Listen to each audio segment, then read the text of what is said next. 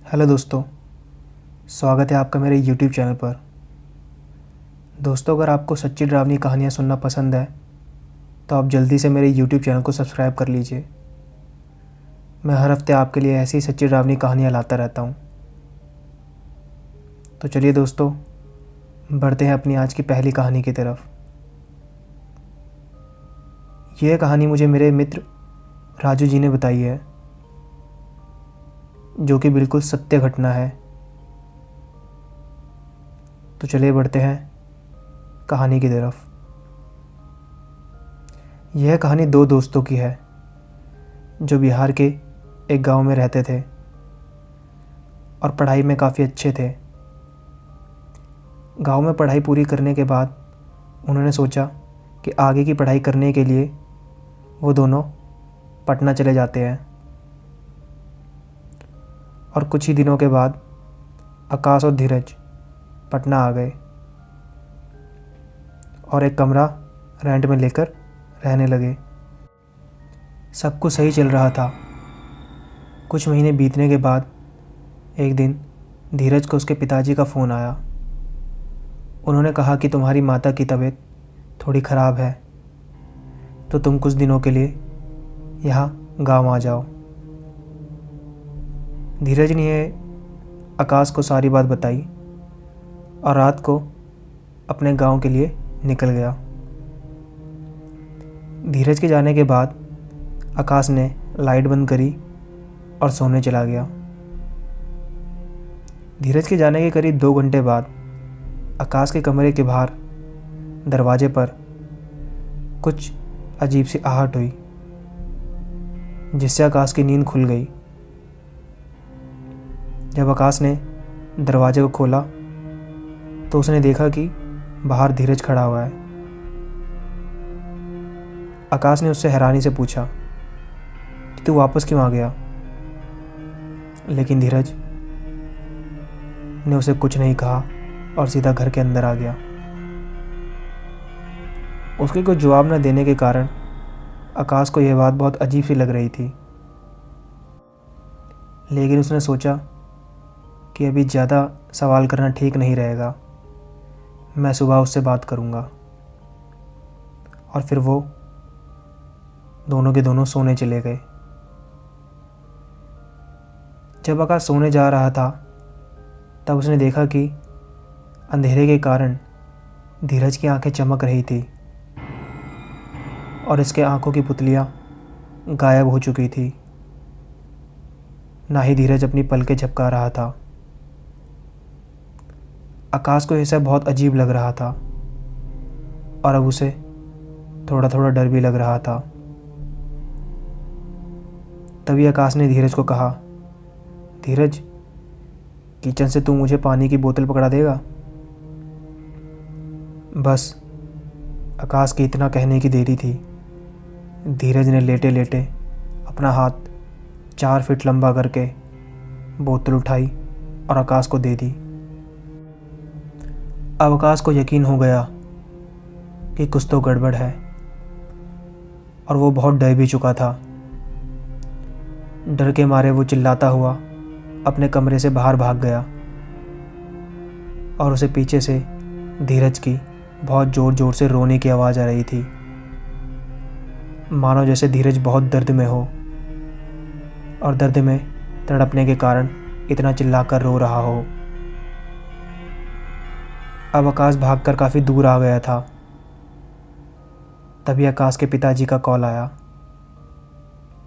आकाश सारी बात अपने पिताजी को बताने ही वाला था, उससे पहले ही उसके पिताजी ने आकाश को बोला कि बेटा, तेरे दोस्त धीरज की एक्सीडेंट में अभी 3 घंटे पहले मौत हो चुकी है। यह सुनकर आकाश को ऐसा लगा मानो किसी ने उसके पैरों के नीचे से ज़मीन खींच ली हो। आकाश बहुत डर गया था। डर के मारे उसके मुंह से आवाज़ भी नहीं निकल पा रही थी।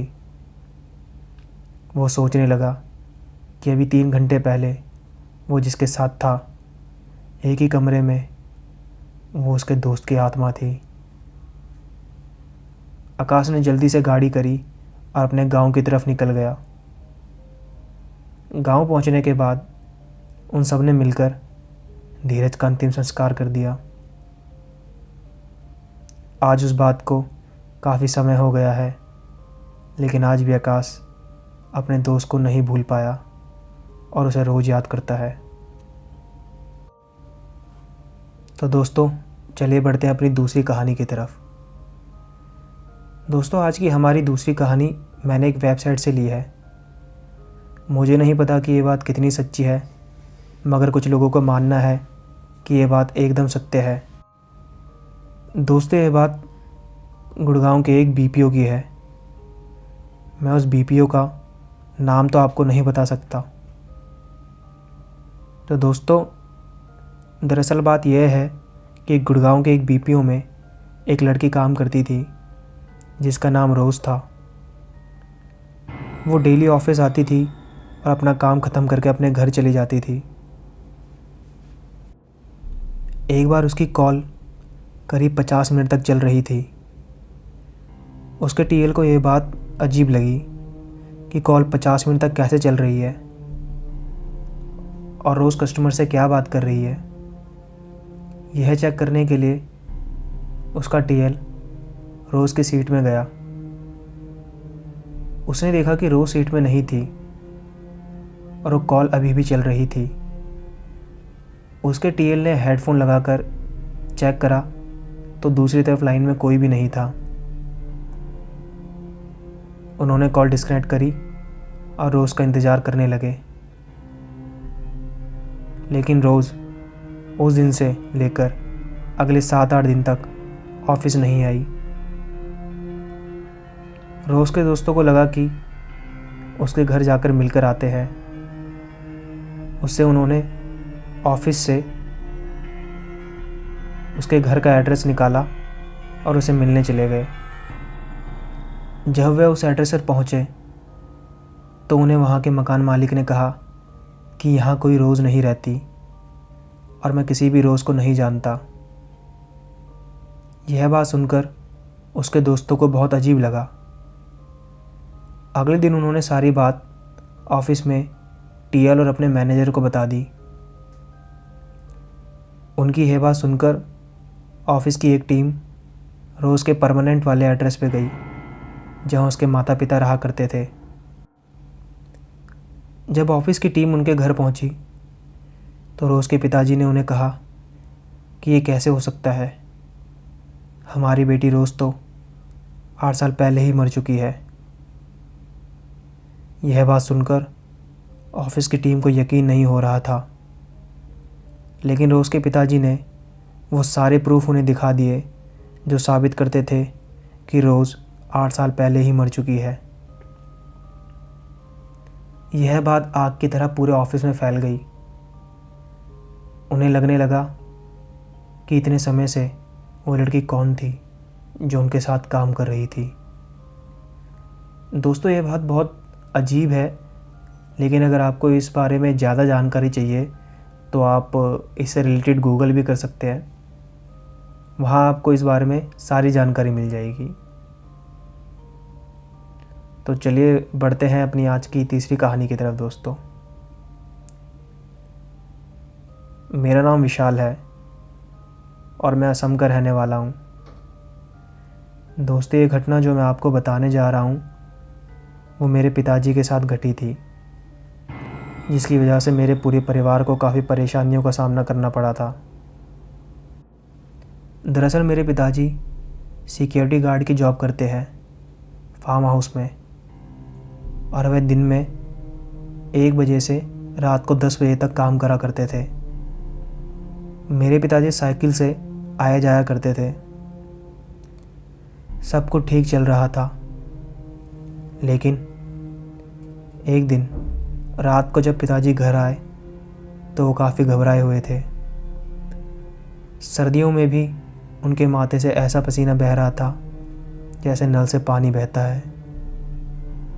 पिताजी की यह हालत देखकर हम काफ़ी डर गए थे।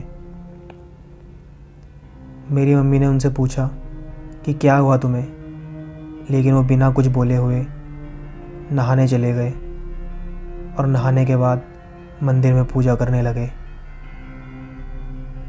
पूजा करने के बाद उन्होंने डरे हुए शब्दों में हमें बताया कि उनके फार्म हाउस जाने वाले रास्ते पे बीच में ही एक कब्रिस्तान पड़ता है। उसी के बाहर एक पीने की पानी की टंकी रखी हुई है। घर आते वक्त वह रोज़ उस टंकी से पानी भरते हैं अपनी बोतल में। जब वह आज पानी भरने के लिए वहाँ गए तो उन्होंने देखा कि एक काला आदमी, जिसका शरीर सही तरीके से अंधेरे में दिखाई नहीं दे रहा था, वो अपने दोनों हाथ और दोनों पैरों से एक मकड़ी की तरह चल रहा था। यह देखकर मैं डर के मारे एक पेड़ के पीछे छुप गया। लेकिन थोड़ी ही देर में मैंने देखा कि वो काला आदमी कब्र खोद रहा है। उसने कब्र खोदकर एक लाश उसमें से निकाली और उसे खाने लगा। यह देखकर मुझे उल्टी आने लगी। वो लाश को बहुत बेरहमी से फाड़ कर खा रहा था। यह देखकर मैं काफ़ी डर गया और अपने पैर तक वहाँ से नहीं हिला पा रहा था। थोड़ी देर में ही वो लाश को आधा खाने के बाद उसे दोबारा दफनाकर वहाँ से रेंगता हुआ चला गया। वह दृश्य बहुत डरावना था। उसके जाने के बाद मैं भागकर साइकिल पे घर आ गया। जब हमने पापा से ये पूरी बात सुनी तो हम काफ़ी डर गए और उस दिन पूरी रात पापा डरते रहे। अगली सुबह उन्हें बहुत तेज़ बुखार था। हमने काफ़ी डॉक्टर को दिखाया, लेकिन 3-4 दिन तक उनका बुखार नहीं गया। हम थक हार कर एक झाड़ फूँक करने वाले बाबा को लेकर आए। उन्होंने पापा पे झाड़ फूँक करके उन्हें एक ताबीज़ पहना दिया। इसके बाद मेरे पापा बिल्कुल ठीक हो गए। मेरे पापा और हमें आज तक पता नहीं चला कि वो क्या चीज़ थी। तो दोस्तों, यह थी आज की 2 सच्ची डरावनी कहानियाँ। दोस्तों, अगर आपको कहानी अच्छी लगी तो प्लीज़ आप मेरे चैनल को सब्सक्राइब कर दें और वीडियो को लाइक ज़रूर कर दें। और अगर आप चैनल पे नए हैं तो प्लीज़ चैनल को सब्सक्राइब ज़रूर कर दें। मैं हर हफ्ते आपके लिए ऐसी ही सच्ची डरावनी कहानियाँ लाता रहता हूँ।